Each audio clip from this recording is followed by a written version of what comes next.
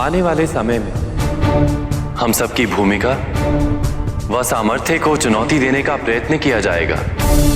चिंता का विषय यह भी है नारायण कि इस बार उस समय का आगमन निर्धारित अवधि से पूर्व हो रहा है। जिस सृष्टि को हमने पोषित किया है उस सृष्टि को खंडित करने का षड्यंत्र रचा जा रहा है। समय कितना भी कष्टदायक क्यों न हो, हम अपनी भूमिका उसी प्रकार निभाते रहेंगे जिस प्रकार पहले निभाई थी। इस विपदा में मैं और आप, हम दोनों ही सहायक होंगे ब्रह्मदेव, किंतु इस परिस्थिति में सबसे महत्वपूर्ण भूमिका तो महादेव निभाएंगे। देवर्षि, आज्ञा प्रभु।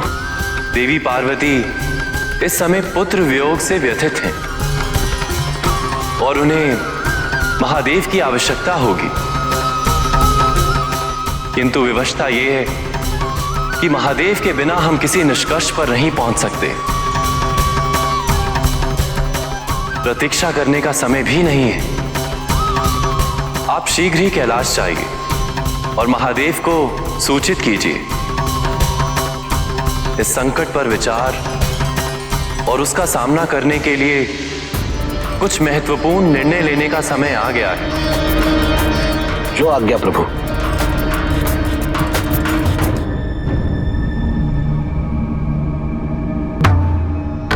अब हमें कहाँ ले जा रहे हैं स्वामी?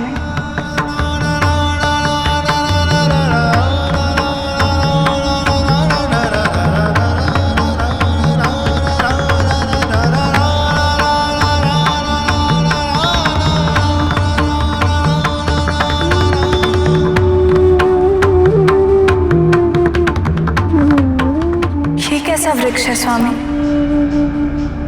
कल्प वृक्ष। इसकी छांव में बैठने से मन को शांति मिलती है।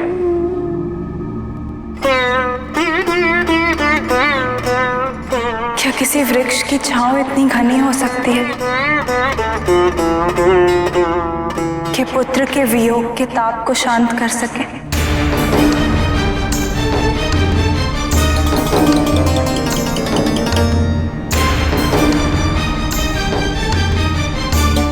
उसकी अनुभूति तुम्हें यहां बैठने के पश्चात ही होगी।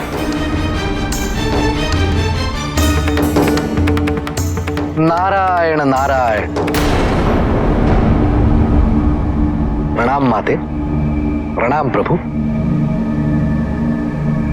विघ्न उत्पन्न करने के लिए क्षमा प्रार्थी हूं माते, किंतु मैं भगवान विष्णु के आदेशानुसार महादेव को एक विशेष सूचना देने आया हूं। कहिए देवर्षि नारद। प्रभु, भगवान विष्णु तथा पिता ब्रह्मदेव ने आपको एक अति आवश्यक कार्य हेतु आमंत्रित किया है। अवश्य। यहां से प्रस्थान की आज्ञा दीजिए प्रभु, और मुझसे कोई भूल हो गई हो तो क्षमा कर दीजिए। नारायण नारायण।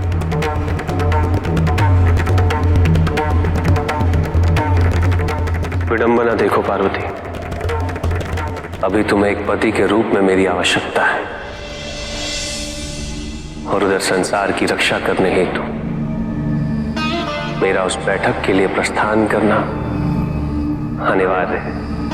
आवश्यक और अनिवार्य में अनिवार्य को प्राथमिकता दीजिए स्वामी। आप जिस समस्या का समाधान करने जा रहे हैं वो हमारे दुख से अधिक महत्व रखता है।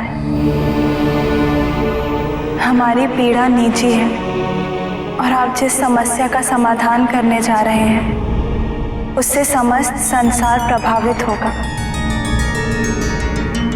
आप अवश्य जाइए स्वामी।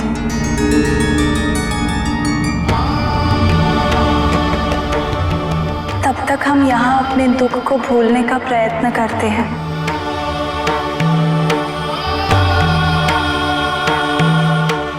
पार्वती, यदि तुम चाहती तो एक पत्नी के अधिकारों का उपयोग कर इस दुख के समय में मुझे अपने पास रहने के लिए आग्रह कर सकती थी, किंतु तुमने संसार के दुख को अपने निजी दुख से अधिक महत्व देने के पश्चात ये पुनः सिद्ध कर दिया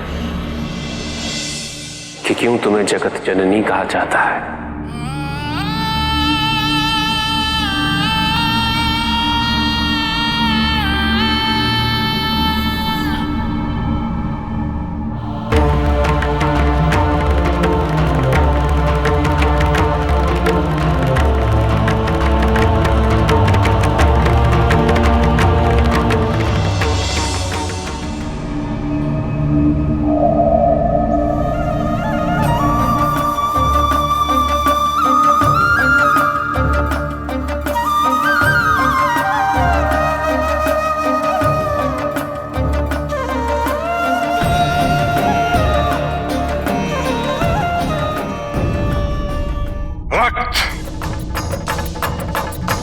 ये है रक्त की पुकार, जिसे सुनकर कोई अनसुना नहीं कर सकता।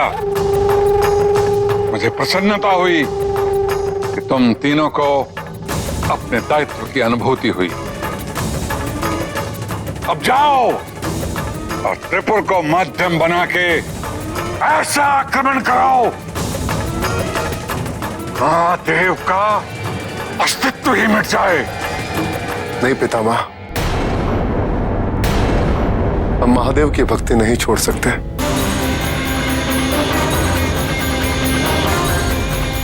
और तुम तीनों ने वचन दिया था मुझे। तो वचन कहां तोड़ रहे हैं पितामह? वचन कहां तोड़ रहे हैं? हमें शिव का संरक्षण तभी तक प्राप्त है जब तक हम धर्म के मार्ग पर चलेंगे। अधर्म के मार्ग पर चलते ही हम तीनों असुरक्षित हो जाएंगे। तुम कहना क्या चाहते हो? हम जो भी करेंगे वो धर्म की राह पर चलकर करेंगे। हमारा धर्म है शिव भक्ति, और उसी धर्म का पालन करते हुए हम 1 लाख शिव भक्तों को त्रिपुर ले जाएंगे और महादेव को प्रसन्न करने हेतु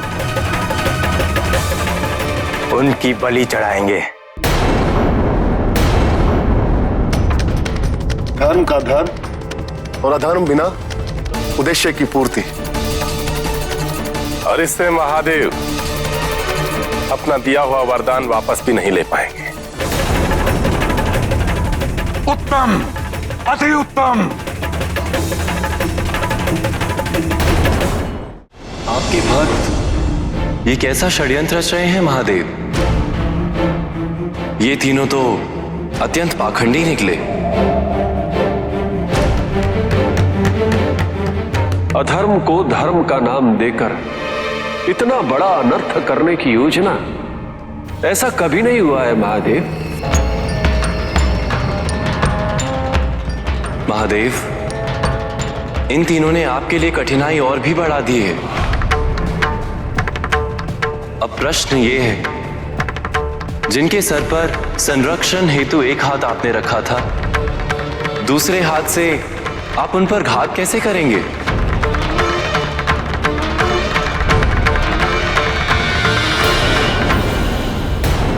कोई अपनी उन्नति, अपने स्वार्थ की पूर्ति के लिए दूसरों को धर्म के अनुसरण हेतु प्रताड़ित कैसे कर सकता है?